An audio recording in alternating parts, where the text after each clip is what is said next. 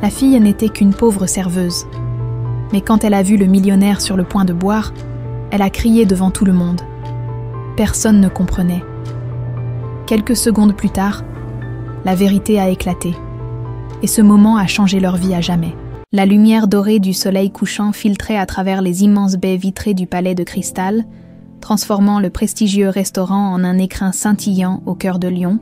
Camille Charpentier ajustait son tablier noir d'un geste machinal, ses yeux verts balayant la salle avec cette attention particulière qu'elle avait développée au fil des années.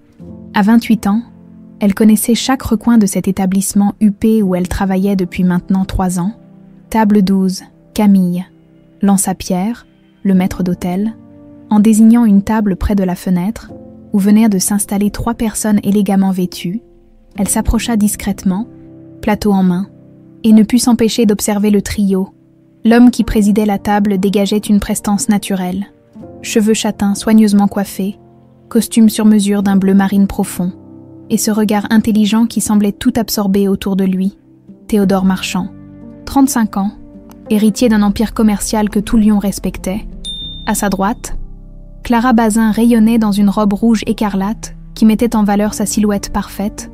Ses cheveux blonds étaient relevés en un chignon sophistiqué, et le diamant qui ornait son annulaire gauche captait la lumière à chaque mouvement de sa main. Fille du député Pascal Bazin, elle incarnait l'élégance parisienne transplantée à Lyon.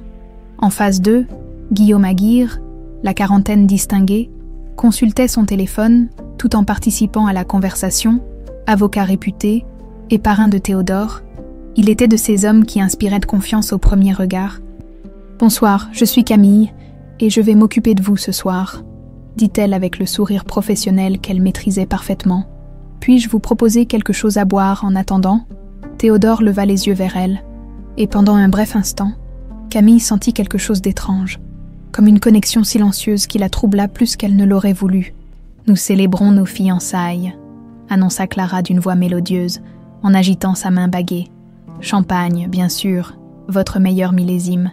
Et pour moi, un whisky », ajouta Guillaume sans lever les yeux de son écran. « Quelque chose de corsé. »« Parfait », répondit Camille en notant. « Je reviens tout de suite. » En se dirigeant vers le bar, elle croisa Yvan, le nouveau barman embauché la semaine précédente.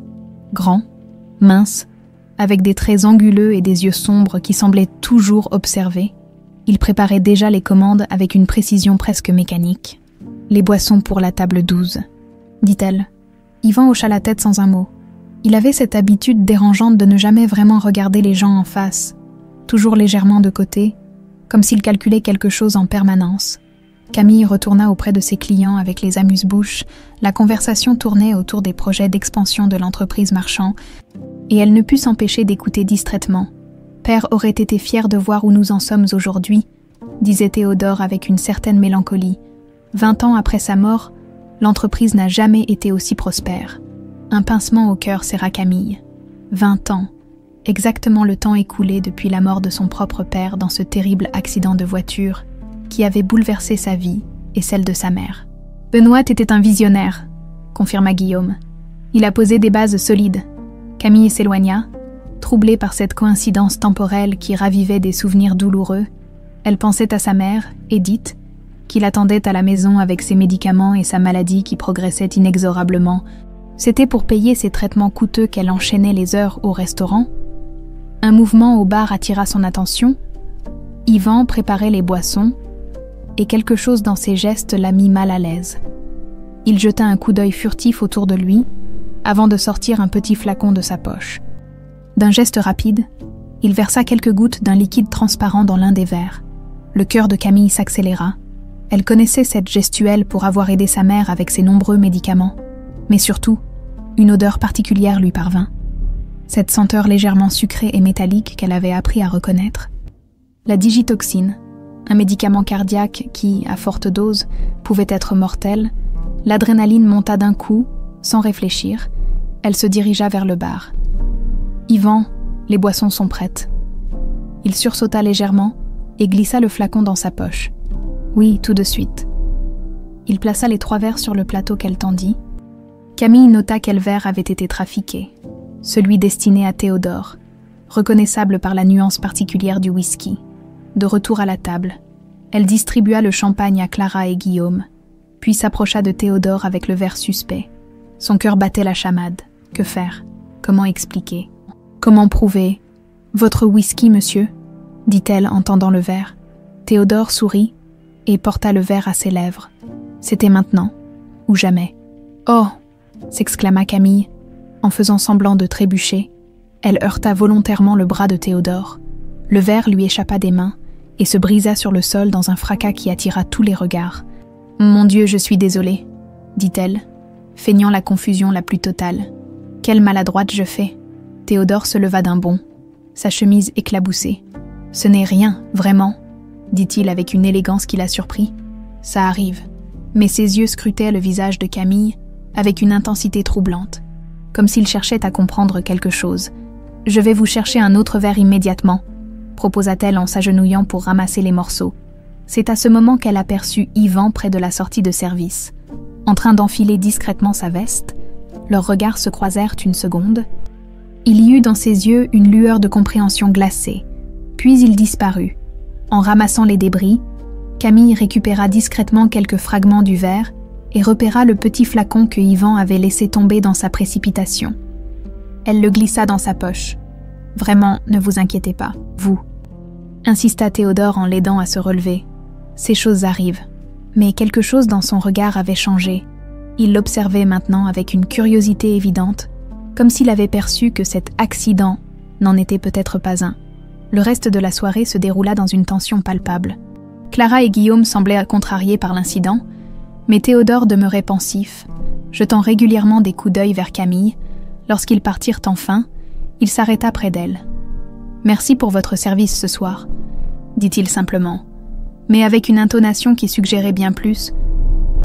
Il lui tendit sa carte de visite. « Si jamais vous cherchez autre chose qu'un emploi de serveuse, j'ai peut-être quelque chose pour vous. » Camille prit la carte, troublée, Théodore Marchand, PDG, et en bas, griffonné à la main, « Merci, TM ». Une fois seule, elle examina les fragments de verre et le flacon. Demain, elle irait au laboratoire, elle devait en avoir le cœur net, mais déjà, une certitude l'habitait. Cette nuit avait tout changé. Et l'homme qu'elle venait de sauver ne savait pas encore qu'il devait la vie à la fille de l'homme que son père avait fait assassiner 20 ans plus tôt. Le trajet de retour vers son petit appartement de la Croix-Rousse sembla interminable à Camille. Les pavés inégaux du vieux Lyon résonnaient sous ses pas, tandis qu'elle ressassait les événements de la soirée. Le flacon dans sa poche lui brûlait la conscience comme un secret trop lourd à porter. Elle grimpa les 3 étages de son immeuble délabré, ses jambes lourdes de fatigue, devant la porte de l'appartement qu'elle partageait avec sa mère. Elle prit une profonde inspiration avant d'entrer. « Maman, tu dors ?» Une voix faible lui répondit depuis la chambre. « Non, ma chérie, entre. » Édith Charpentier était assise dans son lit, adossée contre plusieurs oreillers, à 53 ans. La maladie avait creusé ses traits, mais ses yeux verts, les mêmes que ceux de sa fille, conservaient cette intelligence vive qui avait toujours caractérisé Caroline Renaud. Car Édith Charpentier n'avait jamais existé. « Comment s'est passée ta soirée ?» demanda-t-elle en refermant le livre qu'elle lisait. Camille s'assit au bord du lit, encore bouleversée. Comment expliquer ce qui s'était passé sans révéler l'identité de l'homme qu'elle avait sauvé ? « Maman, tu te souviens de ce que tu m'as appris sur les poisons quand j'étais petite ?» Le visage d'Édith se tendit imperceptiblement. « Pourquoi cette question ? J'ai vu quelqu'un mettre quelque chose dans un verre ce soir. Ça sentait comme de la digitoxine. » Édith se redressa brusquement, ses instincts d'ancienne investigatrice reprenant le dessus. « Tu as empêché la personne de boire ?»« Oui, j'ai fait tomber le verre. Dieu merci. » Édith ferma les yeux un instant. « Tu as bien fait, ma chérie. La digitoxine à forte dose, c'est ce qu'on appelle le poison parfait. Ça imite une crise cardiaque. » Camille sortit le flacon de sa poche. « J'ai récupéré ça. » Édith examina le petit récipient, et soudain, son visage blêmit, ses mains se mirent à trembler. Pas à cause de la maladie cette fois, mais sous le choc. « Où as-tu trouvé ça exactement ?»« Au Palais de Cristal. Le barman l'a fait tomber en s'enfuyant, maman. Qu'est-ce qui ne va pas ? Tu es toute pâle. » Édith posa le flacon sur la table de nuit et prit les mains de sa fille dans les siennes. « Camille, il faut que je te dise quelque chose. Quelque chose que j'aurais dû te dire il y a longtemps. » Le cœur de Camille s'accéléra. Il y avait dans la voix de sa mère une gravité qu'elle n'avait jamais entendue. Je ne suis pas Édith Charpentier. Mon vrai nom est Caroline Renaud. J'étais investigatrice fédérale, spécialisée dans les crimes financiers et la corruption. Le monde de Camille vacilla. Quoi? Il y a 20 ans, j'enquêtais sous couverture sur une entreprise de minerais, l'entreprise Charpentier Marchand. Ton père, Gérard, était associé et meilleur ami de Benoît Marchand. Les pièces du puzzle commençaient à s'assembler dans l'esprit de Camille, formant une image terrifiante. Ton père était un homme honnête, intègre, quand il a découvert que Benoît détournait des fonds et blanchissait de l'argent pour des cartels. Il a menacé de tout révéler. Benoît ne pouvait pas se permettre ça. Son empire reposait sur ses activités illégales. Les larmes montaient aux yeux de Camille. L'accident de voiture, ce n'était pas un accident. J'étais là cette nuit-là, en planque près de l'entrepôt où ils avaient rendez-vous. J'ai vu Benoît Marchand trafiquer la voiture de ton père. Les freins, la direction, tout était calculé. Camille porta ses mains à sa bouche, horrifiée. J'ai essayé d'intervenir. Mais c'était trop tard. Ton père roulait déjà vers ce virage où Édith ne put terminer sa phrase. J'avais des preuves, mais pas assez pour inculper Benoît. Il était trop puissant, avait trop de relations. Et quand j'ai compris qu'il savait que j'enquêtais sur lui, tu as eu peur pour ta vie. Pour ma vie et surtout pour la tienne, tu n'avais que 8 ans. J'ai organisé ma propre mort. Explosion de voiture, corps jamais retrouvé. Les services secrets m'ont aidé à créer l'identité d'Édith Charpentier, veuve de Gérard. Nous avons déménagé ici, à Lyon, pour recommencer. Camille se leva, marchant de long en large dans la petite chambre. Tout ce en quoi elle avait cru s'effondrait. Pourquoi maintenant? Pourquoi me dire tout ça maintenant? Parce que Benoît Marchand est mort il y a 15 ans, je pensais que c'était fini. Mais ce que tu me décris ce soir, cette tentative d'empoisonnement avec de la digitoxine, c'était sa méthode de prédilection. Camille s'arrêta net. Sa méthode. Benoît avait éliminé plusieurs témoins gênants avec cette technique, toujours la même signature. Digitoxine, crise cardiaque apparente. Aucune trace. S'il y a encore quelqu'un qui utilise cette méthode, alors il y a encore des gens liés à lui qui tuent. Dis-moi, Camille, qui était la cible ce soir? Camille hésita. Comment avouer à sa mère qu'elle avait sauvé la vie du fils de l'assassin de son père? Un client, Théodore Marchand. Le silence qui suivit fut assourdissant. Édith la regarda fixement, comme si elle n'arrivait pas à croire ce qu'elle venait d'entendre. Théodore, le fils de Benoît. Tu le connais? J'ai suivi sa carrière de loin. Il a repris l'entreprise familiale il y a 10 ans. Tout le monde dit qu'il est intègre, différent de son père. Mais Camille, quoi? S'il y a eu une tentative d'assassinat contre lui, ça signifie qu'il y a des secrets dans cette famille qui menacent encore quelqu'un aujourd'hui. Camille s'assit de nouveau, la tête entre les mains. Il m'a donné sa carte. Il veut me rencontrer. Surtout pas, s'exclama Édith. Camille, tu ne comprends pas. Si tu t'approches de cette famille, mais il ne sait rien. J'ai vu dans ses yeux ce soir. Il ne connaît rien des crimes de son père. Et quelqu'un a essayé de le tuer.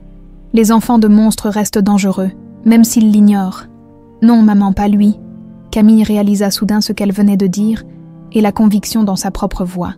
Il y a quelque chose de différent chez lui. Je le sens. Édith observa sa fille attentivement. 20 ans d'enquête lui avaient appris à lire les gens, et ce qu'elle voyait dans les yeux de Camille l'inquiétait profondément. Tu ressens quelque chose pour lui. Ce n'était pas une question. Je ne sais pas, peut-être. Camille releva la tête. Mais ça ne change rien au fait que quelqu'un a voulu le tuer ce soir. Et que cette personne utilise les méthodes de son père. Si Théodore est innocent, il est en danger. Et si tu te trompes, si c'est un piège, alors j'aurais au moins essayé de faire ce qui est juste. Édith soupira longuement, dans les yeux verts de sa fille. Elle reconnaissait sa propre détermination d'autrefois. Cette soif de justice qui l'avait poussée à devenir investigatrice. Si tu fais ça, Camille, il n'y aura pas de retour en arrière possible. Une fois que tu seras entrée dans ce monde, dans cette histoire, je sais. Mais papa mérite que la vérité éclate. Et si Théodore est vraiment innocent, il mérite de connaître la vérité sur sa famille. Édith prit la main de sa fille et la serra fort. Alors nous le ferons ensemble. Mais promets-moi une chose. À la première alerte, au moindre danger, on disparaît. J'ai déjà perdu l'homme de ma vie à cause de cette famille. Je ne perdrai pas ma fille. Promis, maman. dans le silence de la nuit lyonnaise. Deux femmes venaient de décider de rouvrir un dossier que le temps n'avait jamais vraiment fermé, et quelque part dans la ville, Théodore Marchand fixait le plafond de sa chambre, incapable de trouver le sommeil, hanté par l'image de cette serveuse aux yeux verts qui venait peut-être de lui sauver la vie. Le commissariat central de Lyon bourdonnait d'activité en cette fin de matinée. L'inspecteur Martin Dubois examinait les résultats d'analyse du laboratoire avec une expression grave.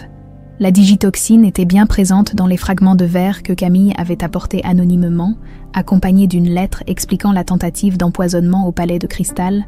« Putain !» marmonna-t-il en décrochant son téléphone. « Allô, monsieur Marchand, inspecteur Dubois, il faut qu'on se voie, très vite. » Théodore raccrocha, perplexe. Il avait passé une nuit blanche à repenser aux événements de la veille, incapable de chasser de son esprit l'image de cette serveuse qui avait, accidentellement, renversé son verre, quelque chose dans son regard, dans la façon dont elle l'avait observé toute la soirée, lui disait que rien n'avait été fortuit. 1 heure plus tard, il se trouvait face à l'inspecteur dans un bureau étouffant du commissariat. « Monsieur Marchand, vous avez échappé de peu à la mort hier soir. » Théodore se redressa dans sa chaise. « Comment ça ?» Le verre que la serveuse a fait tomber contenait de la digitoxine, une dose largement suffisante pour provoquer un arrêt cardiaque. Le sang se retira du visage de Théodore. « Vous voulez dire que... quelqu'un a tenté de vous empoisonner ? Oui, et cette jeune femme vous a sauvé la vie ?» Théodore porta instinctivement la main à sa poitrine, comme s'il pouvait encore sentir les battements erratiques que le poison aurait provoqués. « Qui voudrait me tuer ? Nous avons interrogé tout le personnel du restaurant. Le barman, Yvan Moreau, a disparu dans la nuit. Fausse identité. Appartement vidé, un professionnel, un tueur à gages. Tout l'indique. Mais ce qui nous intéresse, c'est qui l'a engagé. » L'inspecteur sortit un dossier de son tiroir. « Nous avons épluché vos finances, vos relations d'affaires, votre entourage proche, et nous avons découvert quelque chose d'intéressant concernant votre testament. » Théodore fronça les sourcils. « Mon testament, mais je ne suis même pas marié. » « Justement, nous avons trouvé chez votre avocat, maître Guillaume Aguirre, un document testament daté d'il y a 6 mois, un testament que vous n'avez jamais signé, mais qui porte votre signature. C'est impossible. Guillaume est mon parrain, il ne ferait jamais. Dans ce faux testament, vous léguez l'intégralité de vos biens à votre future épouse, Clara Bazin, en cas de décès avant le mariage. » Théodore se leva d'un bond, incrédule. « Clara, mais nous venons juste de nous fiancer. Nous les avons arrêtés ce matin. Votre parrain a craqué en moins d'1 heure. Il a tout avoué. » Le monde s'effondrait autour de Théodore, Guillaume, qu'il avait élevé après la mort de ses parents, qui lui avait appris le métier, en qui il avait une confiance aveugle. « Pourquoi ?» murmura-t-il. « L'argent, principalement, mais aussi l'amour. Guillaume et Clara entretiennent une liaison depuis 2 ans. Ils ont monté ce plan ensemble. Elle vous épouse. Vous mourrez accidentellement pendant la lune de miel. Elle hérite et ils disparaissent à l'étranger. » Théodore s'effondra sur sa chaise, anéanti. Tout était faux. Tout. Pas tout. Monsieur Marchand, cette serveuse qui vous a sauvé la vie, elle était bien réelle, et elle vous a sauvé sans rien attendre en retour. En sortant du commissariat, Théodore errait dans les rues de Lyon comme un fantôme. Comment avait-il pu être si aveugle ? Guillaume qui lui parlait de Clara avec tant d'affection, prétendument paternelle. Clara qui se montrait si aimante, si parfaite. Il s'arrêta devant la vitrine d'un café et sortit de sa poche la carte de visite qu'il avait donnée à Camille. Au dos, il avait griffonné son numéro personnel. Sur une impulsion, il composa le numéro qu'elle avait inscrit au crayon au bas de sa commande la veille. Une vieille habitude du restaurant pour les réclamations. « Allô ?» La voix était douce, un peu essoufflée. « Mademoiselle, pardon, je ne connais même pas votre nom de famille. Camille Charpentier. » Le nom le frappa comme une gifle. Charpentier, comme l'ancien associé de son père, celui qui était mort dans un accident de voiture quand il était enfant. « Monsieur Marchand, vous êtes toujours là. » « Oui, excusez-moi Camille. Il faut que je vous voie. C'est urgent. » Il y eut un silence à l'autre bout du fil. « Vous savez, alors, pour le poison. » « Oui, et je sais aussi que vous m'avez sauvé la vie volontairement. La police m'a tout expliqué. Où voulez-vous qu'on se retrouve ? Connaissez-vous le parc de la Tête d'Or ? Il y a un petit café près du lac, dans 1 heure. 1 heure plus tard, Théodore était assis à une table isolée, scrutant chaque personne qui entrait, quand Camille apparut, vêtue d'un simple jean et d'un pull beige. Il fut frappé par sa beauté naturelle. Si différente de l'artifice sophistiqué de Clara, elle s'assit en face de lui, visiblement nerveuse. « Comment allez-vous » demanda-t-elle. « Vivant, grâce à vous. » Ils se regardèrent en silence pendant quelques secondes. Théodore cherchait à comprendre cette femme qui avait risqué sa place, peut-être même sa vie, pour sauver un parfait inconnu. « Pourquoi » finit-il par demander. « Pourquoi avez-vous fait ça » Camille baissa les yeux vers sa tasse de café. « Je ne pouvais pas rester là sans rien faire. » « Mais comment avez-vous su ? Comment avez-vous reconnu le poison ? » « Ma mère est malade. Elle prend beaucoup de médicaments. J'ai appris à les reconnaître. Ce n'était qu'une demi-vérité, mais Camille ne pouvait pas révéler l'expertise de sa mère en matière de poison. J'aimerais vous offrir quelque chose en remerciement. Ce n'est pas nécessaire. Si, ça l'est. Théodore se pencha vers elle. Ce que vous avez fait, personne d'autre ne l'aurait fait. Vous avez une intuition, un sens de l'observation extraordinaire. Il marqua une pause. J'ai découvert aujourd'hui que les deux personnes en qui j'avais le plus confiance au monde voulaient me tuer pour mon argent, ma fiancée et mon parrain. Camille leva les yeux, surprise par la douleur qu'elle lisait dans son regard. Je suis désolée. Ça m'a fait comprendre quelque chose. Je ne sais plus en qui avoir confiance, mais vous m'avez sauvée sans rien connaître de moi, sans rien attendre.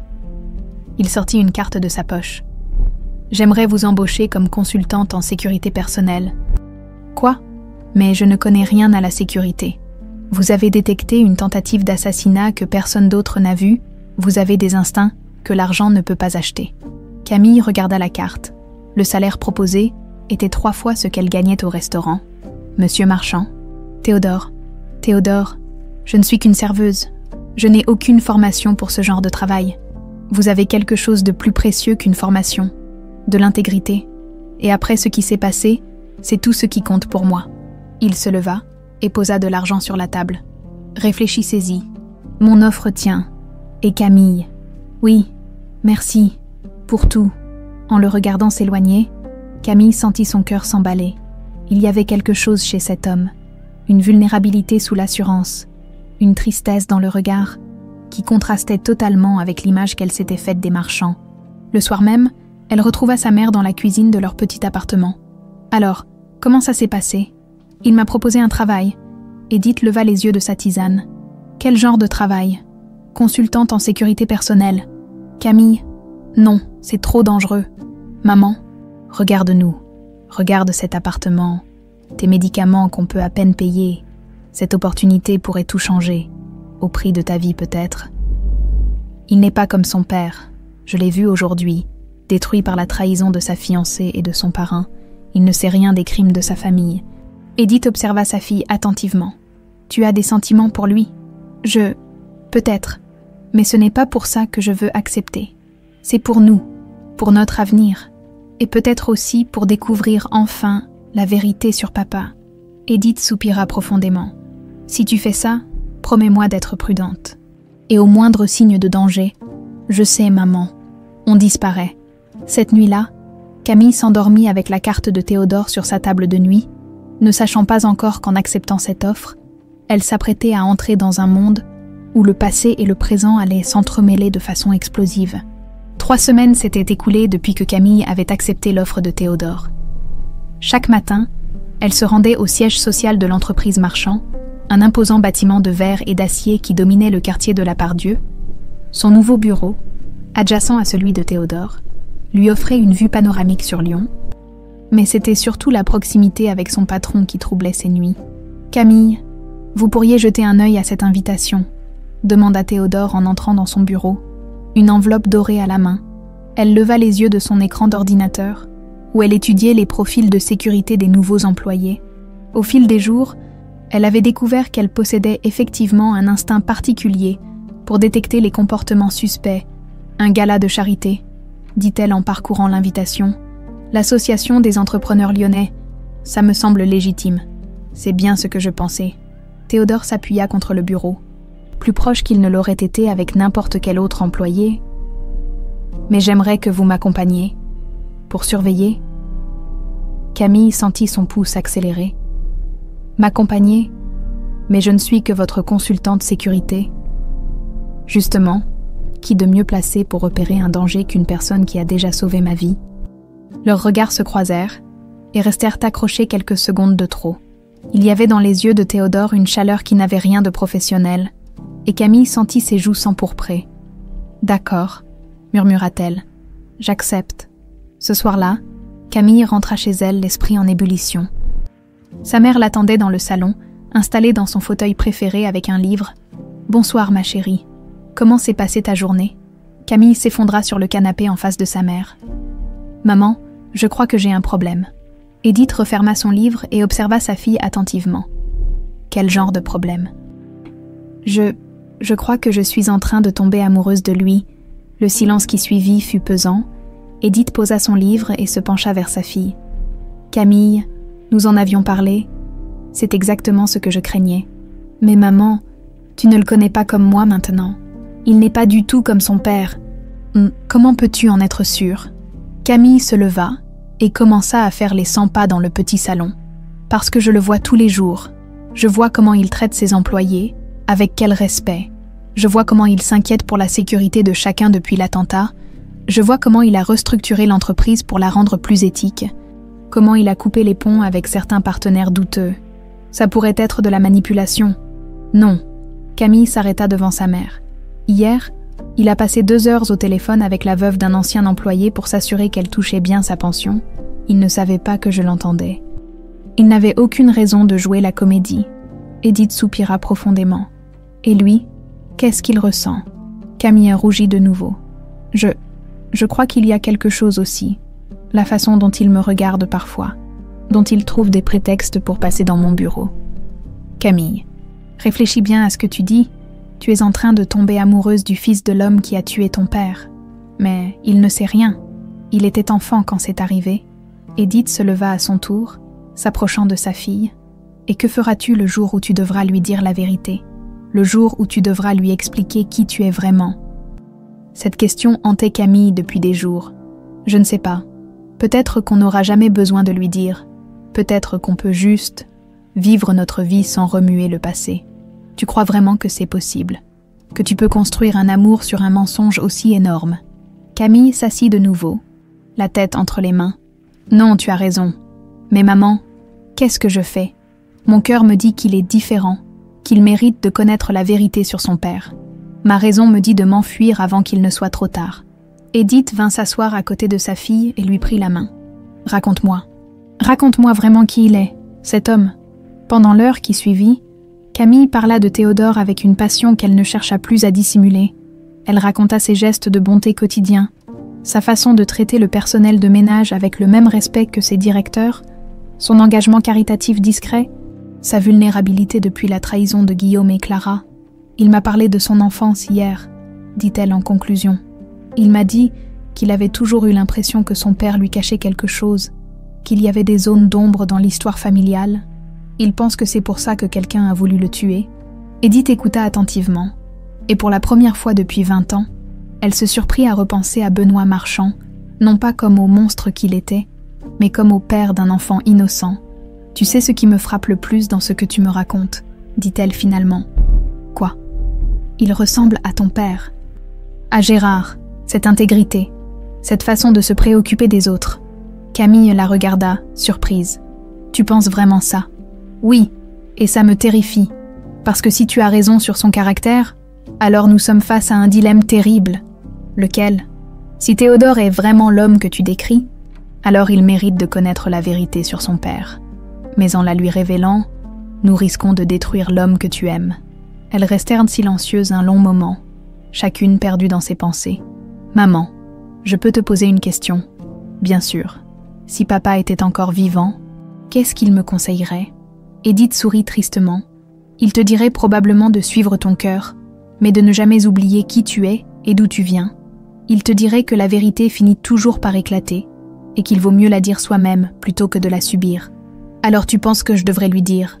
Je pense que tu devrais d'abord être sûre de tes sentiments, et de ses sentiments à lui, parce qu'une fois que tu auras dit la vérité, il n'y aura plus de retour en arrière possible. » Le lendemain matin, Camille arriva au bureau avec une détermination nouvelle. Elle allait observer Théodore, vraiment l'observer, pour s'assurer que ses sentiments étaient justifiés. « Bonjour Camille », dit-il en entrant dans son bureau avec 2 cafés. « J'ai pensé que vous pourriez avoir besoin de ça. » Ce simple geste, qu'il répétait chaque matin depuis 3 semaines, lui serra le cœur. Aucun patron ne faisait ça pour une employée. Même une consultante. « Merci. Vous êtes très attentionnée. Avec vous, oui. » Il la regarda droit dans les yeux. « Vous m'avez sauvé la vie, Camille. Et depuis, vous me sauvez chaque jour d'une certaine façon. » « Comment ça ? Vous me donnez une raison de faire confiance à nouveau, après ce qui s'est passé avec Guillaume et Clara. Je pensais que je ne pourrais plus jamais croire en quelqu'un. Mais vous êtes différente. » Camille sentit son cœur se briser et s'emballer en même temps. Comment pouvait-il avoir une telle confiance en elle, alors qu'elle lui cachait la vérité la plus importante de sa vie ?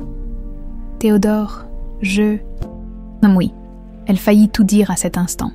Tout révéler sur son père, sur sa mère, sur leur véritable identité. Mais en voyant la confiance pure dans ses yeux, elle ne put s'y résoudre. Rien, juste « merci pour le café ». Il sourit et quitta le bureau, laissant Camille seule avec sa culpabilité grandissante et la certitude terrifiante qu'elle était bel et bien en train de tomber amoureuse de l'homme qu'elle était censée haïr. Cette nuit-là, elle s'endormit en pensant aux paroles de sa mère. La vérité finit toujours par éclater, et elle se demanda si, quand ce moment viendrait, elle aurait encore le courage de regarder Théodore dans les yeux. Le soleil d'octobre filtrait à travers les barreaux de la cellule de la maison d'arrêt de Lyon-Corba. Guillaume Aguirre fixait le plafond grisâtre, ressassant pour la 100e fois les événements qui l'avaient amené là. 6 semaines qu'il croupissait dans cette cellule, 6 semaines à voir Clara une fois par semaine au parloir, à planifier en chuchotant leur évasion. « Aguirre, parloir !» aboya le gardien, aboya. Mais cette fois, ce n'était pas Clara qui l'attendait. Un homme élégant, la 50aine distinguée, était assis de l'autre côté de la vitre blindée. Pascal Bazin, député de Lyon et père de Clara. « Monsieur le député », dit Guillaume en décrochant le combiné. « Je ne m'attendais pas à... » « Fermez-la et écoutez, » coupa Pascal, son visage habituellement avenant transformé par une fureur froide. « Ma fille a détruit ma carrière politique avec vos conneries. Mais contrairement à vous deux, moi, j'ai des ressources. » Guillaume se redressa, intrigué. « Des ressources. Vous pensiez vraiment que j'ignorais vos petites magouilles avec l'héritage marchand. Clara m'a tout raconté il y a des mois. Je sais aussi des choses sur cette famille que même Théodore ignore. » Pascal se pencha vers la vitre, baissant la voix. Des choses sur les crimes de son père. Des choses qui pourraient détruire complètement l'empire marchand si elles sortaient. Vous voulez dire ? Je veux dire que Benoît Marchand n'était pas seulement un escroc, c'était un assassin. Et j'ai les preuves. Le cœur de Guillaume s'emballa. Qu'est-ce que vous proposez ? Je vous sors d'ici, vous et ma fille, en échange. Vous m'aidez à récupérer ces documents compromettants que Théodore garde dans son coffre personnel. Une fois qu'on les aura, on pourra négocier. Soit il nous donne ce qu'on veut, soit on révèle tout et son empire s'effondre. Guillaume réfléchit rapidement. Pascal avait l'influence politique nécessaire pour organiser une évasion, mais le plan était risqué. Et comment comptez-vous nous faire sortir ? Pascal sourit froidement. Transfert médical. Clara va faire une crise d'appendicite ce soir. Vous aurez une crise cardiaque demain matin. Mes hommes vous attendront à l'hôpital. 2 jours plus tard, les journaux titraient sur l'évasion spectaculaire de Guillaume Aguirre et Clara Bazin lors de leur transfert à l'hôpital Édouard Herriot. La police avait lancé un avis de recherche nationale, mais les 3 fugitifs avaient mystérieusement disparu. Camille apprit la nouvelle en arrivant au bureau. Théodore était au téléphone avec l'inspecteur Dubois, son visage crispé par l'inquiétude. « Comment est-ce possible ?» disait-il. Ils étaient sous haute surveillance. Quand il raccrocha, Camille s'approcha de son bureau. Ils se sont évadés. Hier soir et ce matin, 2 transferts médicaux qui ont mal tourné. Théodore passa une main nerveuse dans ses cheveux. L'inspecteur pense qu'ils ont eu de l'aide. Quelqu'un d'influent. Qu'est-ce qu'on fait ? On renforce la sécurité. Je vais faire appel à une société de gardiennage. Et vous, Camille, je veux que vous restiez près de moi en permanence. Cette proximité forcée ne fit qu'intensifier la tension qui couvait entre eux depuis des semaines. Théodore ne quittait plus Camille d'une semelle, et elle sentait son regard sur elle constamment. un regard de plus en plus tendre qui la troublait profondément. Le soir même, Camille rentra chez elle avec un sentiment d'inquiétude grandissant. Sa mère l'attendait dans le salon, visiblement agitée. « Camille, enfin, j'ai vu les informations, ces criminels qui se sont évadés. »« Maman, calme-toi, on a renforcé la sécurité, il ne nous arrivera rien. Tu ne comprends pas, si Guillaume et Clara sont libres, ils vont vouloir se venger, et s'ils découvrent qui tu es vraiment ?» Camille s'assit près de sa mère et lui prit les mains. Comment pourrait-il le découvrir? Notre couverture est parfaite depuis 20 ans. Edith secoua la tête. Tu sous-estimes la détermination de Jean aux abois?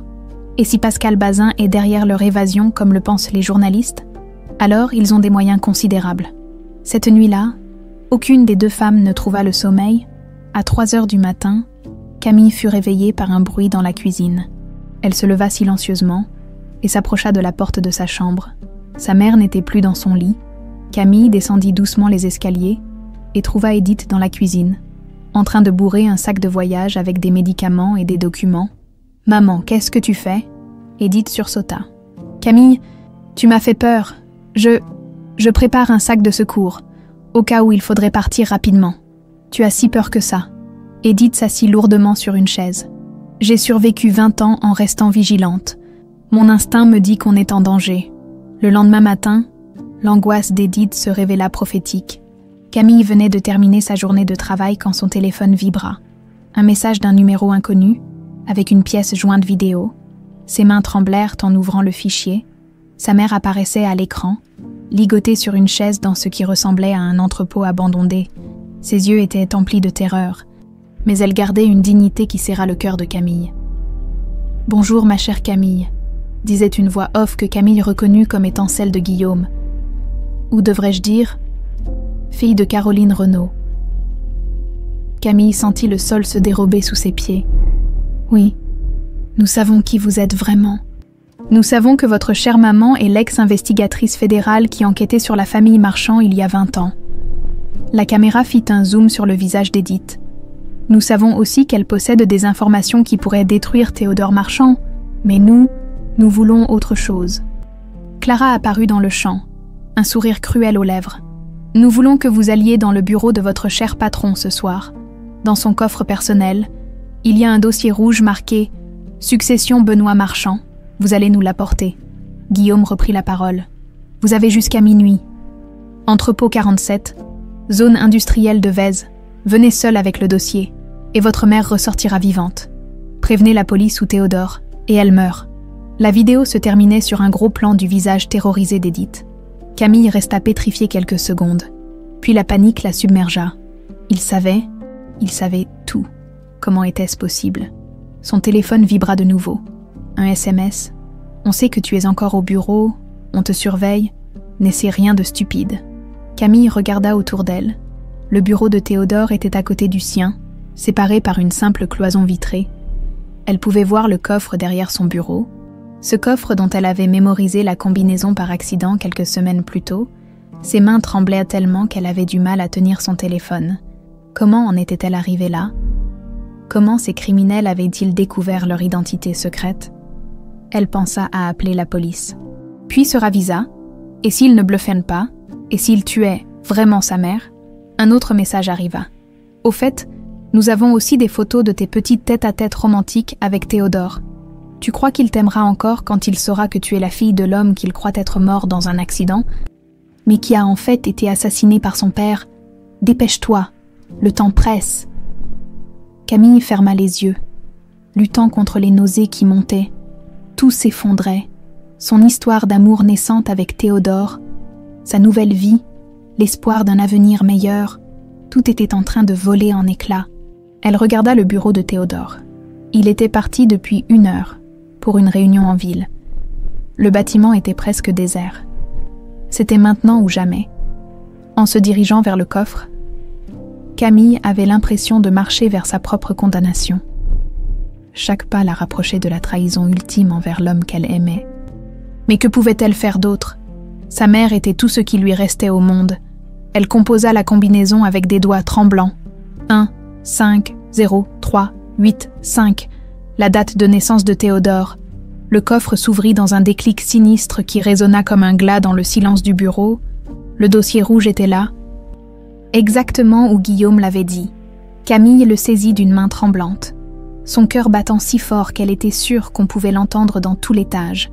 À travers la couverture cartonnée, elle sentait l'épaisseur des documents, tous ces secrets que contenait la vie de Benoît Marchand.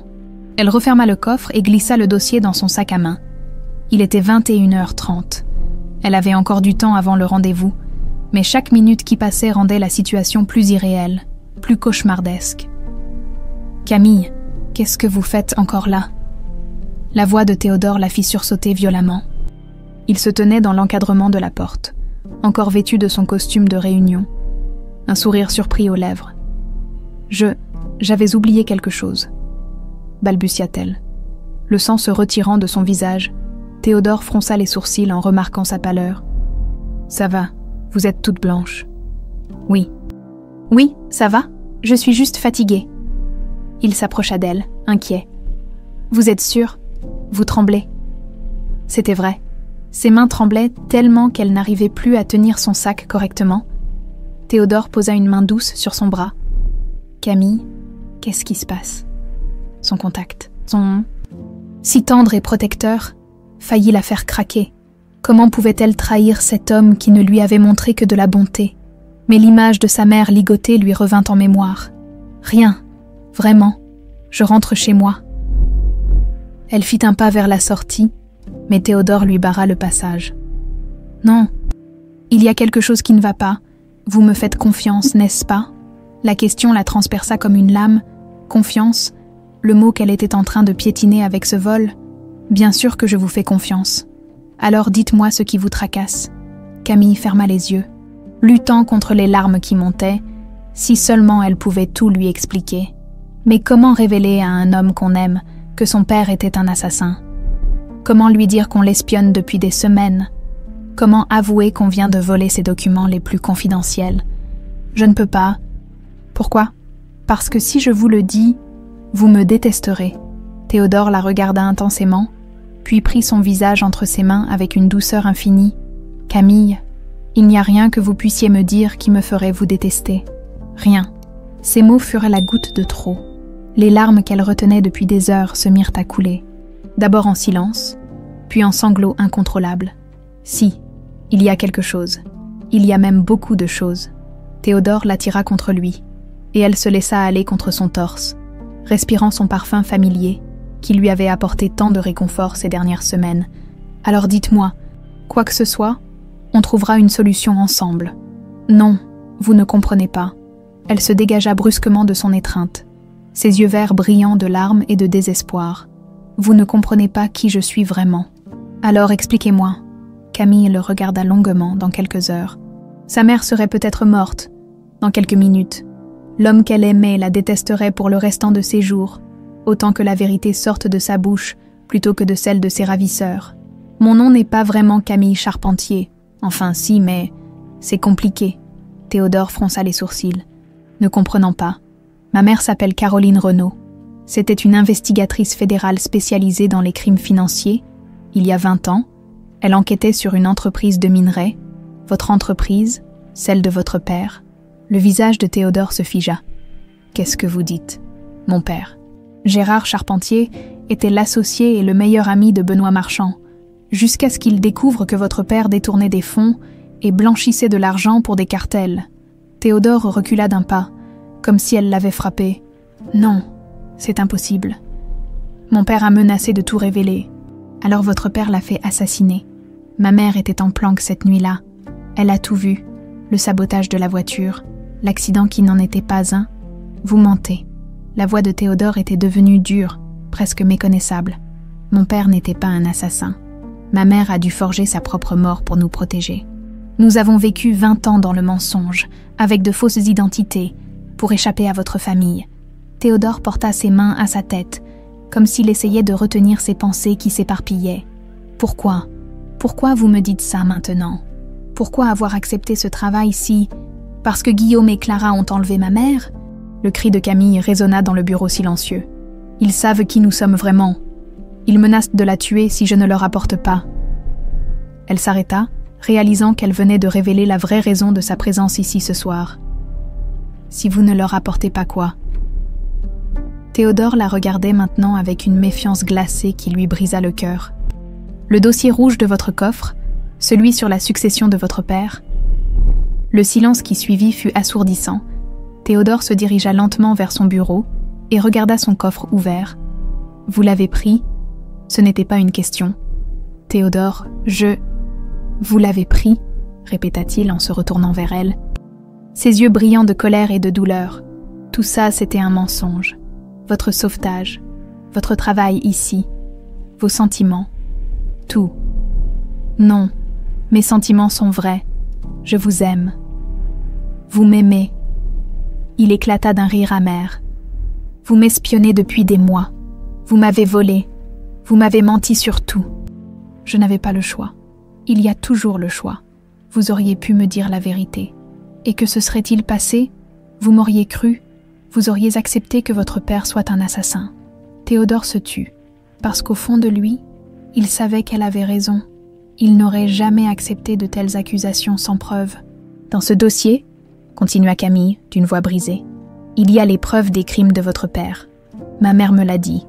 Des documents que Benoît gardait comme une assurance, au cas où ses complices le trahiraient. Et vous comptez faire quoi avec? Le donner à ces criminels? Je veux sauver ma mère. C'est tout ce qui me reste au monde. Et moi, qu'est-ce que je deviens dans votre plan? Camille le regarda à travers ses larmes. Comment lui expliquer que depuis des semaines, elle se débattait entre son devoir de vengeance et son amour grandissant pour lui? Je ne sais pas, je ne sais plus rien. Théodore s'assit lourdement dans son fauteuil, le regard perdu. Mon père, un assassin. Théodore, vous n'êtes pas responsable de ces crimes. Vous étiez enfant, mais j'ai profité de cet argent sale. J'ai construit ma vie sur le sang de votre père. Il leva les yeux vers elle, et elle y lut une douleur si profonde qu'elle eut envie de le prendre dans ses bras. Comment puis-je vous regarder en sachant ça? Comment pouvez-vous me regarder en sachant qui était mon père? Parce que vous n'êtes pas lui. Vous êtes bon, généreux, intègre, construit sur un mensonge. Tout ce que je suis, tout ce que j'ai, c'est grâce à ces crimes. Camille s'approcha de lui, mais il leva une main pour l'arrêter. Non, ne vous approchez pas, j'ai besoin de digérer tout ça. Elle consulta sa montre. 22h45. Théodore, je dois y aller, ma mère. Allez-y. Sa voix était devenue froide, distante. Prenez le dossier et allez-y. Théodore, partez. Le cri la fit sursauter. Elle n'avait jamais vu Théodore en colère. Et cette colère mêlée de douleur lui fit plus mal que toutes les accusations qu'il aurait pu lui lancer. Elle se dirigea vers la porte, puis se retourna une dernière fois. Pour ce que ça vaut, tout ce que j'ai ressenti pour vous était vrai. Je vous aime, Théodore, malgré tout. Il ne répondit pas, le regard fixé sur son bureau. Camille sortit du bâtiment avec l'impression que sa vie venait de se briser en 1000 morceaux. Dans son sac, le dossier rouge pesait comme un plomb. Dans son cœur, l'image du visage détruit de Théodore resterait gravée à jamais. En montant dans sa voiture, elle ne savait pas encore que Théodore, resté seul dans son bureau, venait de prendre une décision qui changerait le cours des événements. Camille roulait dans les rues désertes de Lyon, les larmes brouillant sa vision. L'entrepôt de Vèze n'était plus qu'à 10 minutes, mais chaque kilomètre lui semblait une éternité. Le dossier rouge posé sur le siège passager représentait 20 ans de mensonges qui venaient enfin d'exploser au grand jour.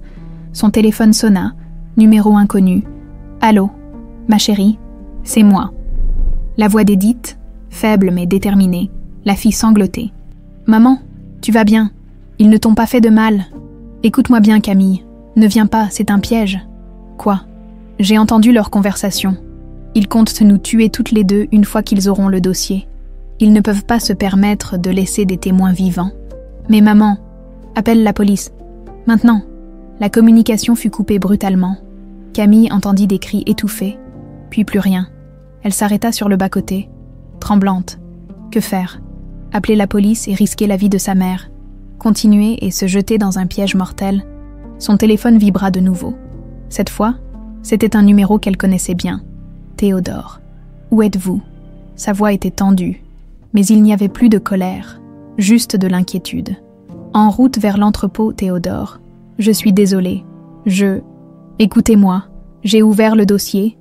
Camille sentit son cœur s'arrêter. Quoi? J'avais fait des copies de tous les documents de mon père il y a des années. Quand j'ai repris l'entreprise, je voulais m'assurer qu'il n'y avait pas de casserole cachée.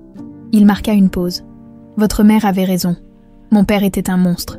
Le sanglot de Camille résonna dans l'habitacle. Théodore, il a tué votre père et au moins 4 autres personnes. Tout est là, noir sur blanc, les ordres, les paiements aux tueurs, même des photos. Je suis tellement désolée. Non, c'est moi qui suis désolée. Désolée pour ce que mon père vous a fait subir. Désolée d'avoir douté de vous. Désolée que vous ayez porté ce fardeau seul pendant si longtemps. Camille pleurait maintenant sans retenue. « Où êtes-vous » demanda-t-elle. « En route vers l'entrepôt, avec la police. »« Non, ils vont tuer ma mère s'ils voient les flics. Pas si on fait ça intelligemment. Faites-moi confiance, Camille. Comme moi, je vous fais confiance. Comment pouvez-vous encore me faire confiance après ce que j'ai fait? Parce que maintenant je comprends pourquoi vous l'avez fait. Et parce que l'amour ne disparaît pas en une soirée, même quand on a mal. » Ces mots lui redonnèrent un espoir qu'elle croyait perdu. « Qu'est-ce que vous proposez ?»« Retrouvez-moi au café de la station-service Total, route de Vèze. On a un plan à mettre au point. » 20 minutes plus tard, Camille poussait la porte du petit café désert. Théodore était assis au fond, face à un homme qu'elle reconnut comme l'inspecteur du bois. Sur la table, plusieurs documents étalés et 2 téléphones. En la voyant, Théodore se leva et, sans hésitation, la prit dans ses bras. « Ça va aller » murmura-t-il contre ses cheveux. « On va la sortir de là, mademoiselle Charpentier » dit l'inspecteur en se levant à son tour. « Monsieur Marchand m'a tout expliqué. Ce que vous avez vécu, votre famille et vous, je suis désolée. » Camille s'assit, encore tremblante. « Ma mère m'a dit que c'était un piège, qu'ils comptent nous tuer toutes les deux. C'est ce qu'on pensait aussi, » confirma Dubois. « Pascal Bazin ne peut pas se permettre de laisser des témoins. Surtout avec ce qu'on a découvert sur lui. » Il sortit un dossier de sa mallette. « Grâce aux documents de Benoît Marchand, on a pu reconstituer toute l'affaire. Pascal Bazin n'était pas seulement complice des crimes de votre père, dit-il en regardant Théodore. Il en était l'organisateur. »« Quoi ?» s'exclamèrent Camille et Théodore en même temps. Benoît Marchand était le bras armé, mais Pascal Bazin était le cerveau, député influent. Il facilitait les contrats publics truqués, blanchissait l'argent à travers ses réseaux politiques et commanditait les assassinats de tous ceux qui menaçaient leur système. Camille porta ses mains à sa bouche. « Vous voulez dire que c'est lui qui a ordonné la mort de votre père, oui. Benoît n'était que l'exécutant. » Théodore serra les poings. « Et maintenant, il utilise sa fille et mon ex-parrain pour récupérer les preuves de ses crimes. » Exactement. Sans ces documents, il n'y a aucune preuve contre lui. Avec, il risque la prison à vie. L'inspecteur étala un plan de l'entrepôt sur la table. « Voici ce qu'on va faire, Camille. Vous allez au rendez-vous comme prévu. Mais au lieu du vrai dossier, vous allez leur donner ça. » Il montra une chemise rouge identique. Des faux documents, des vrais documents, mais pas les bons. Des contrats commerciaux parfaitement légaux qui ne compromettraient personne. Il faudra du temps à Pascal pour réaliser la supercherie. Et pendant ce temps, nos hommes seront en place. L'entrepôt est déjà cerné, mais discrètement. Dès que vous et votre mère serez en sécurité, on intervient. Camille regarda Théodore. « Et vous ? Je viens avec vous. » « Non, c'est trop dangereux. » « Camille, ils vous connaissent maintenant. Ils savent que vous travaillez pour moi. Si j'arrive avec vous, ça paraîtra plus naturel. Je peux prétendre que j'ai découvert le vol et que je veux négocier. » L'inspecteur approuva. « C'est plus crédible, et ça nous donnera plus de temps pour positionner nos hommes. Mais s'ils vous tuent aussi, » Théodore lui prit les mains. « Ils ne nous tueront pas tant qu'ils croiront avoir besoin de nous.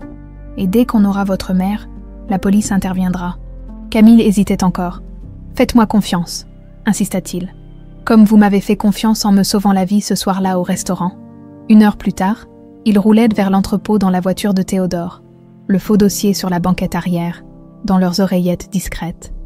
Ils entendaient les consignes de l'équipe d'intervention. « Équipe Alpha en position », grésillait la radio. « Équipe Bravo en position. »« Camille », dit Théodore doucement. « Oui.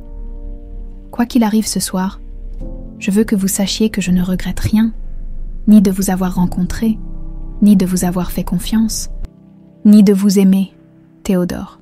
Ce que mon père a fait ne définit pas qui je suis. et ce que vous avez été obligé de faire ne définit pas qui vous êtes. Nous sommes libres de choisir qui nous voulons être. Ensemble. Camille sentit les larmes monter de nouveau, mais cette fois, c'étaient des larmes d'espoir. Je vous aime aussi, je sais.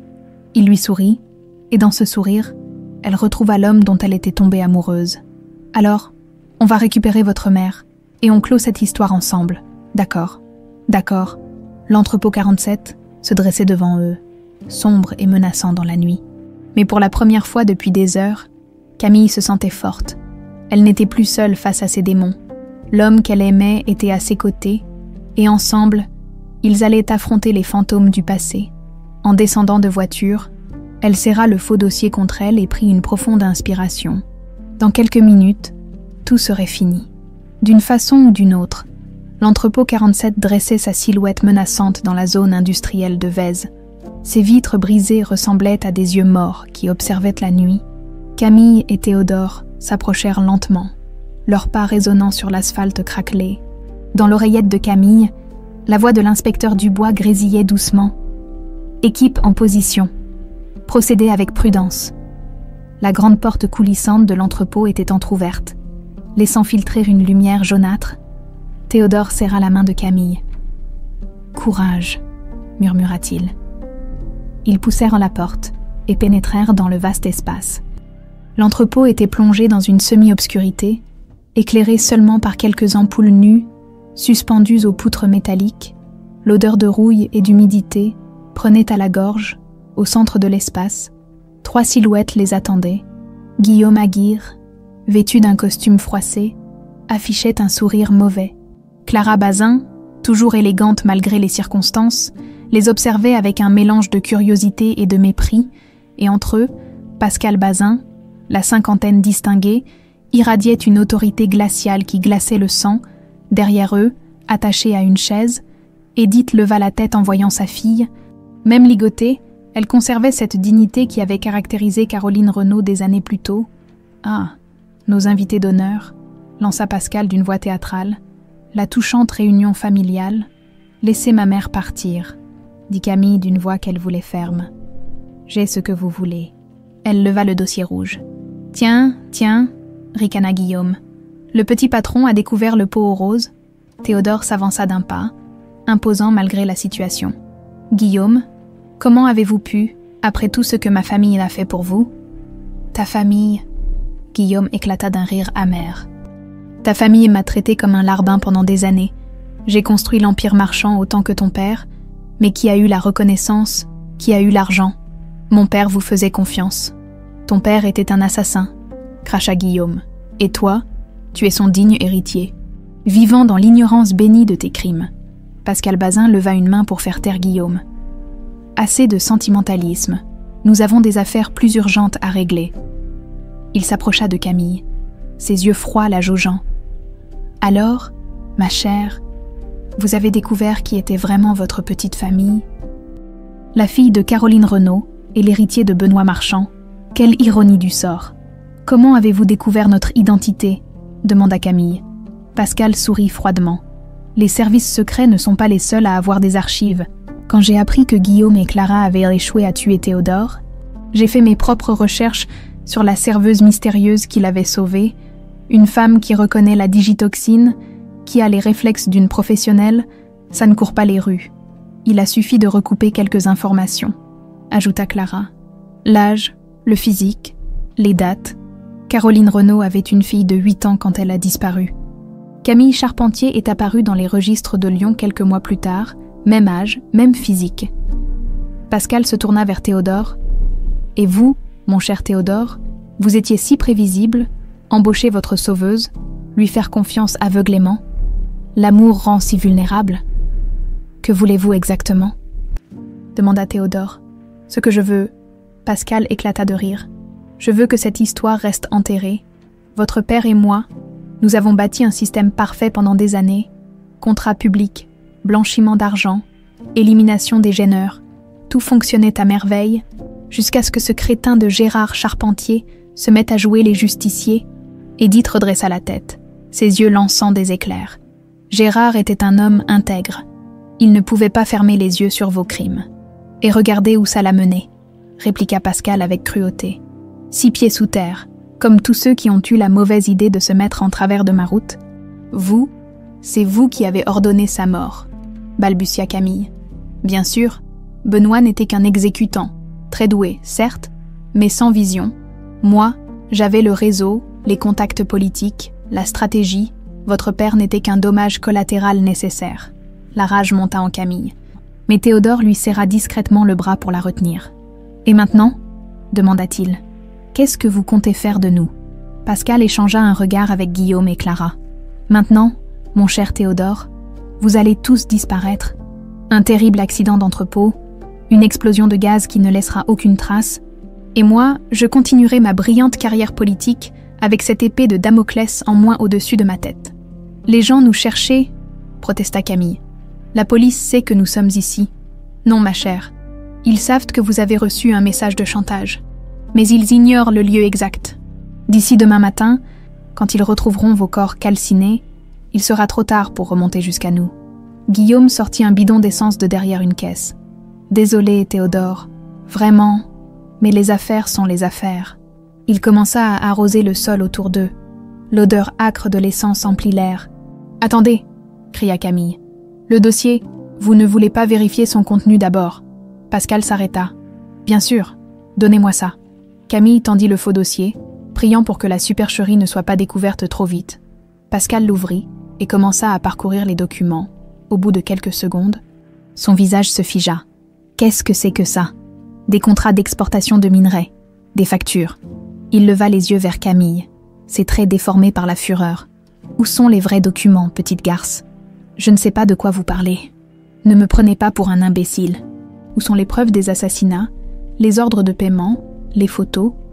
Dans l'oreillette de Camille, la voix de Dubois résonna. « C'est bon, on intervient, tenez bon. » Pascal jeta le faux dossier au sol. « Guillaume, faites-les parler. Et vite. » Guillaume s'approcha de Camille avec un sourire sadique. Mais soudain, des projecteurs s'allumèrent autour de l'entrepôt, inondant l'espace de lumière blanche. « Police, jetez vos armes, vous êtes cernés !» La voix amplifiée de l'inspecteur Dubois résonna dans l'entrepôt. Pascal rugit de rage. « Vous nous avez trahis !» Il sortit un pistolet de sa veste et le pointa vers Camille. « Si je tombe, vous tombez avec moi. » Mais Clara, voyant que tout était perdu, fit quelque chose d'inattendu. Elle se jeta sur son père. « Papa, arrête, tu as déjà fait assez de mal. Clara, qu'est-ce que tu fais ? J'en ai assez. Assez de mentir, assez de tuer. Maman serait morte de honte si elle voyait ce que tu es devenu. » Dans la confusion, Guillaume tenta de s'échapper. Mais des agents d'intervention surgirent de toutes parts. L'entrepôt se transforma en champ de bataille. Pascal, fou de rage, visa de nouveau Camille. Mais Théodore se jeta devant elle au moment où le coup partit. Il s'effondra, touché à l'épaule. « Théodore !» cria Camille en se précipitant vers lui. Les agents maîtrisèrent Pascal tandis qu'il hurlait. « Vous ne comprenez pas, ils ont détruit des années de travail, des années. » Guillaume, acculé, sortit un briquet. « Si je ne peux pas m'enfuir, alors on meurt tous. » Il approcha la flamme de l'essence répandue sur le sol. « Non !» cria Clara. Elle se jeta sur Guillaume, mais il était trop tard. Le feu prit instantanément, créant un mur de flammes qui sépara l'entrepôt en deux. D'un côté, Camille et Théodore, blessés mais conscients. De l'autre, Édith toujours attachée, avec Pascal menotté et Clara qui pleurait. « Maman !» hurla Camille. Mais déjà, les agents d'intervention organisaient l'évacuation. Dans la fumée et le chaos, Camille entendit la voix forte de sa mère. « Camille, vis ta vie, sois heureuse !» Et puis, des bras puissants la soulevèrent et l'emportèrent vers la sortie, tandis que l'entrepôt s'embrasait derrière eux. 6 mois plus tard, le palais de justice de Lyon bruissait d'une activité inhabituelle. Journalistes, photographes et curieux s'amassaient devant les marches du tribunal pour assister à ce qui était déjà surnommé le procès du siècle. L'affaire Bazin-Marchand défrayait la chronique depuis des semaines. Révélant au grand public un réseau de corruption et de meurtres qui remontait à plus de 20 ans, Camille ajusta sa veste noire et prit une profonde inspiration. À côté d'elle, Théodore lui serra doucement la main. Son bras droit était encore engourdi par sa blessure. mais il avait tenu à l'accompagner pour cette journée cruciale. « Vous êtes prête ?» demanda-t-il doucement. « Autant qu'on peut l'être pour voir sa mère témoigner contre les assassins de son père, » répondit-elle avec un sourire fatigué. Ils gravirent les marches ensemble, bousculés par la foule des journalistes qui criaient leurs questions. « Mademoiselle Charpentier, comment vous sentez-vous, Monsieur Marchand? Allez-vous témoigner contre votre propre famille? Que pensez-vous des révélations sur votre père ?» Théodore resserra son étreinte sur la main de Camille et ils se frayèrent un chemin jusqu'à l'intérieur du tribunal. La salle d'audience était bondée. Au premier rang, Caroline Renaud, qui avait officiellement repris son véritable nom, était assise droite et digne dans son tailleur bleu marine. 6 mois après l'incendie de l'entrepôt, elle avait miraculeusement survécu, sauvée in extremis par les pompiers. Sa santé s'était considérablement améliorée depuis qu'elle avait cessé de prendre les médicaments qui simulaient sa maladie neurologique. Un stratagème pour rendre leur couverture plus crédible. Dans le box des accusés, Pascal Bazin arborait toujours cette arrogance qui l'avait caractérisé. Mais ses traits tirés trahissaient les ravages de 6 mois de détention. À côté de lui, Guillaume Aguirre semblait avoir vieilli de 10 ans. Ses cheveux avaient blanchi et ses mains tremblaient constamment depuis l'incendie. Clara Bazin était assise à l'écart, dans la zone des témoins. Sa coopération avec la justice lui avait valu une réduction considérable de sa peine, mais son visage conservait cette tristesse profonde de quelqu'un qui a vu s'effondrer toutes ses illusions. « La cour », annonça l'huissier. Tout le monde se leva tandis que les 3 juges entraient, présidés par Madame Delacroix, une magistrate réputée pour sa rigueur et son intégrité. « L'audience est ouverte », déclara la présidente. Nous reprenons avec l'audition du témoin Caroline Renaud, ancienne investigatrice fédérale. Caroline se leva et se dirigea vers la barre avec cette assurance qu'elle avait gardée malgré 20 ans de clandestinité. Sa voix était claire et ferme lorsqu'elle commença son témoignage. Il y a 21 ans, j'enquêtais sous couverture sur l'entreprise Charpentier Marchand pour le compte des services fédéraux. Nous soupçonnions des détournements de fonds et du blanchiment d'argent. L'avocat général l'encouragea d'un geste à continuer. Gérard Charpentier, mon compagnon et père de ma fille, était un homme intègre qui ignorait les activités criminelles de son associé. Quand il a découvert les preuves, il a menacé de tout révéler. Sa voix se brisa légèrement, mais elle continua. Le 15 mars 2004, Gérard avait rendez-vous avec Benoît Marchand dans un entrepôt de la zone industrielle. J'étais en planque, espérant enregistrer des aveux. J'ai vu Benoît Marchand trafiquer la voiture de Gérard. Les freins, la direction, tout était sabotage. Un murmure parcourut l'assistance. Pascal Bazin regardait fixement ses mains, impassible. J'ai tenté d'intervenir, mais il était trop tard. Gérard roulait déjà vers ce virage maudit où Caroline s'arrêta. Submergée par l'émotion, Camille sentit les larmes lui monter aux yeux. Mais ce que j'ignorais à l'époque, reprit Caroline en regardant Pascal droit dans les yeux, c'est que Benoît Marchand n'était pas le véritable commanditaire. Il n'était que l'exécutant. L'avocat de la défense se leva. Objection. Le témoin ne peut témoigner que de ce qu'elle a vu personnellement. Objection retenue, dit la présidente. Madame Renaud, en vous limitant aux faits dont vous avez été témoin direct, Caroline acquiesça. Après la mort de Gérard, j'ai continué l'enquête malgré ma douleur. J'ai découvert des communications entre Benoît Marchand et Pascal Bazin, des ordres précis, des paiements, des directives pour éliminer les témoins gênants. Elle sortit de son sac une liasse de documents. Voici les photocopies que j'avais conservées avant de forger ma propre mort. Elles prouvent que Pascal Bazin était le cerveau de toute l'opération. L'avocat général prit les documents et les fit circuler. Merci, Madame Renaud. Pas d'autres questions. L'avocat de Pascal Bazin se leva pour le contre-interrogatoire. Madame Renaud, n'est-il pas vrai que vous aviez des raisons personnelles d'en vouloir à mes clients? Votre compagnon était mort. Vous cherchiez un coupable. Mon compagnon a été assassiné, répliqua Caroline fermement. Et j'ai les preuves de qui l'a ordonné. Ces preuves que vous prétendez avoir conservées, pourquoi ne les avoir jamais transmises aux autorités compétentes à l'époque? Second, parce que j'avais peur pour ma vie et celle de ma fille. Pascal Bazin était député, il avait des connexions partout. Qui m'aurait cru contre lui? Le contre-interrogatoire continua pendant 1 heure, mais Caroline ne se laissa jamais déstabiliser. Son expérience d'investigatrice transparaissait dans chacune de ses réponses. Quand vint le tour de Théodore de témoigner, un silence respectueux tomba sur l'assistance. Il se dirigea vers la barre avec cette dignité qui l'avait toujours caractérisé. « Monsieur Marchand, commença l'avocat général, vous avez découvert la vérité sur les activités de votre père il y a 6 mois. Comment avez-vous réagi ?» Théodore regarda un instant Camille avant de répondre. « J'ai été anéanti. Découvrir que l'homme que j'admirais était un assassin, que toute ma vie était construite sur le sang et les larmes, c'était insupportable. Qu'avez-vous fait ensuite ? J'ai immédiatement collaboré avec la justice. J'ai remis tous les documents compromettants que mon père avait conservés. J'ai restructuré entièrement l'entreprise, remboursé toutes les victimes identifiables et transformé l'Empire Marchand en fondation caritative, murmures approbateurs dans l'assistance. Cette décision vous a coûté votre fortune personnelle ? Aucun regret. Théodore sourit légèrement.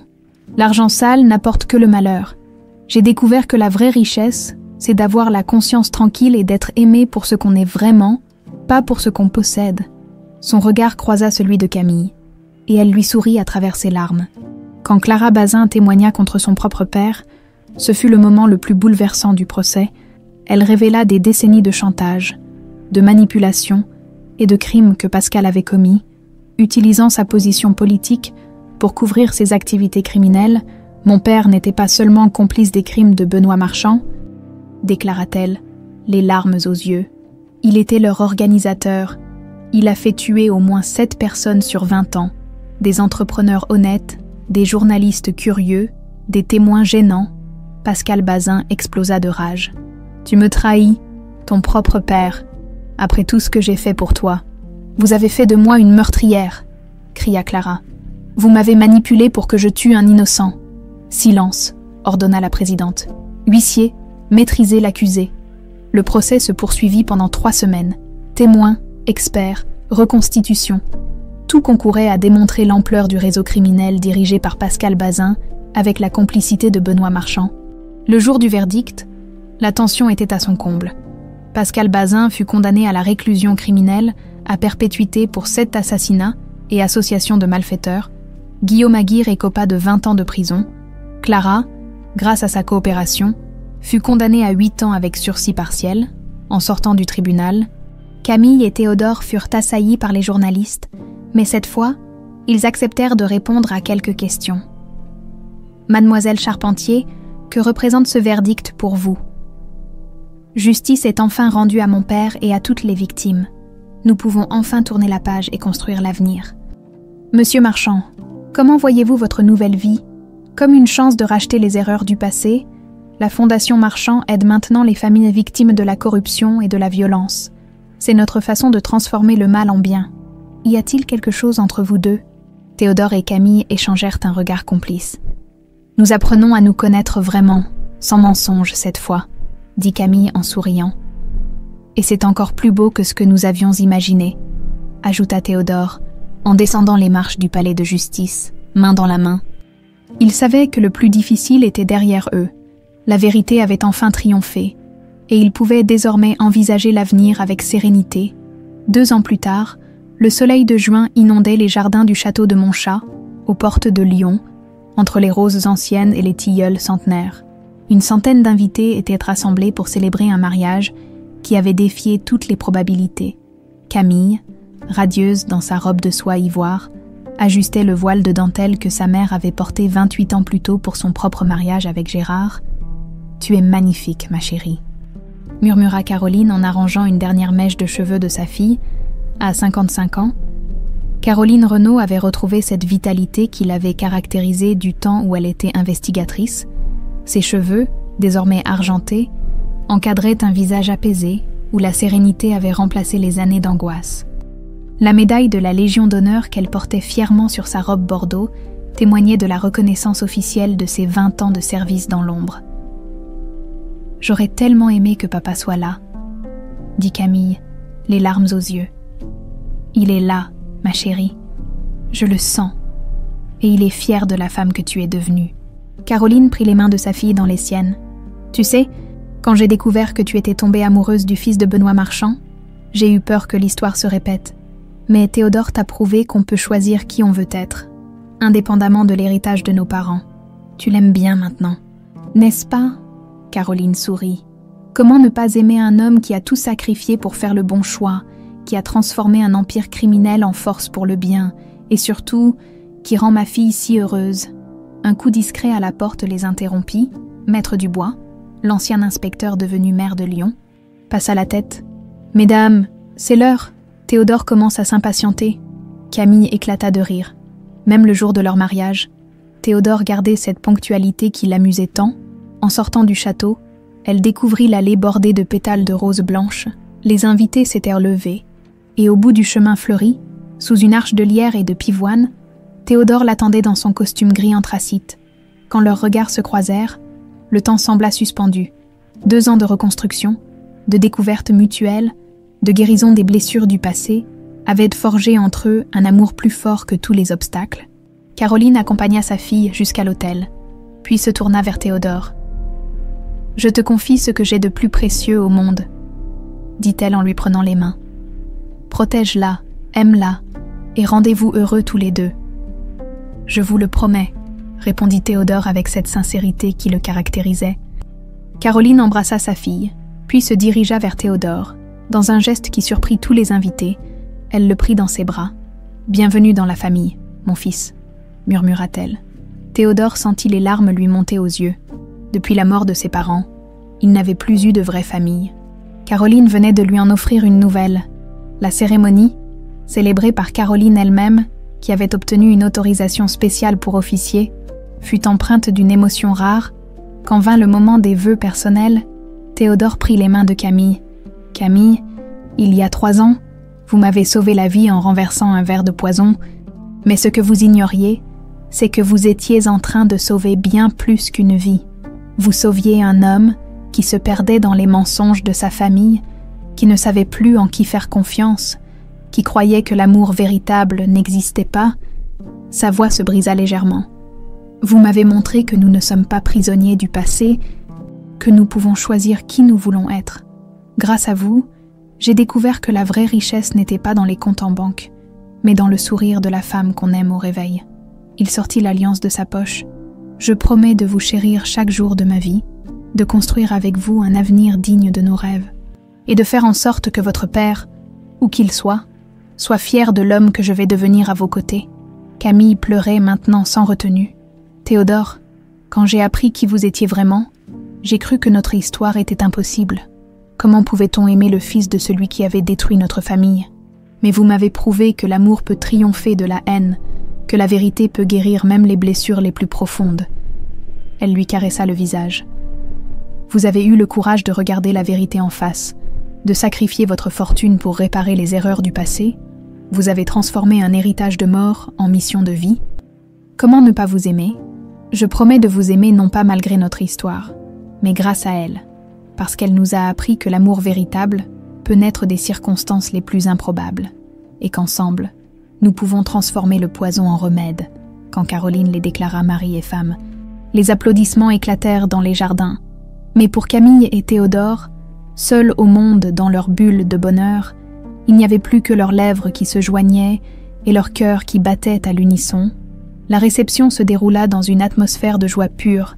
Parmi les invités, on reconnaissait des victimes de l'ancien réseau Bazin Marchand venus témoigner leur reconnaissance, des employés de la Fondation Marchand, et même Clara Bazin, libérée depuis 1 an, qui avait trouvé la paix en travaillant comme bénévole dans un centre d'aide aux victimes. « Un discours, réclamèrent les invités. Théodore se leva, tenant la main de Camille.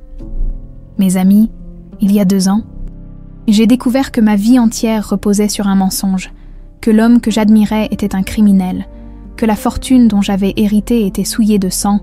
J'aurais pu sombrer dans le désespoir. » Il regarda Camille avec tendresse. « Mais j'ai eu la chance de rencontrer une femme exceptionnelle qui m'a montré qu'on peut transformer le mal en bien. Aujourd'hui, l'ancien empire marchand aide des milliers de familles à travers l'Europe. Nous construisons des écoles, nous finançons des bourses d'études, nous soutenons les victimes de la corruption. Et ce n'est qu'un début, » ajouta Camille en se levant à son tour. « La semaine prochaine, nous partons pour l'Espagne inaugurer notre premier centre d'aide juridique gratuite. Le mois prochain, ce sera l'Italie. Notre mission est de faire en sorte qu'aucune famille ne vive ce que nous avons vécu. » Les applaudissements crépitèrent. Caroline se leva à son tour, émue. « Je voudrais remercier tous ceux qui nous ont soutenus dans cette épreuve. L'inspecteur Dubois, devenu notre mère bien-aimée, qui a cru en notre témoignage, les agents qui ont risqué leur vie pour nous sauver, et surtout, je voudrais dire que Gérard aurait été fier de voir son sacrifice transformer le monde. » Elle leva son verre. « À Gérard Charpentier, à toutes les victimes innocentes, et à tous ceux qui choisissent la justice plutôt que la vengeance. » « À l'amour qui triomphe de tout, » répondirent les invités en chœur. Alors que le soleil se couchait sur les jardins de Montchat, Camille et Théodore dansèrent leur première valse de couple marié. Autour d'eux, leurs invités formaient un cercle bienveillant. Témoins de cette renaissance qui avait transformé une tragédie en conte de fées, « Aucun regret, » murmura Théodore à l'oreille de sa femme. « Aucun. Tout ce que nous avons vécu nous a menés ici. Et maintenant, nous écrivons notre propre histoire. Une histoire d'amour, de justice et d'espoir. » Ils continuèrent à danser sous les étoiles naissantes, conscients que leur union symbolisait bien plus qu'un mariage. Elle représentait la victoire de l'amour sur la haine, de la vérité sur le mensonge, de l'espoir sur le désespoir. Quelque part dans le ciel étoilé, Gérard Charpentier souriait en voyant sa fille danser avec l'homme qui avait choisi d'honorer sa mémoire, plutôt que de perpétuer les crimes de son père. L'histoire qui avait commencé par un verre empoisonné se terminait par un toast à la vie, à l'amour et à la promesse d'un avenir radieux construit sur les cendres d'un passé enfin apaisé. Et dans les jardins parfumés de Montchat, deux cœurs battaient désormais à l'unisson, unis pour l'éternité par une force plus puissante que tous les secrets du monde. L'amour véritable,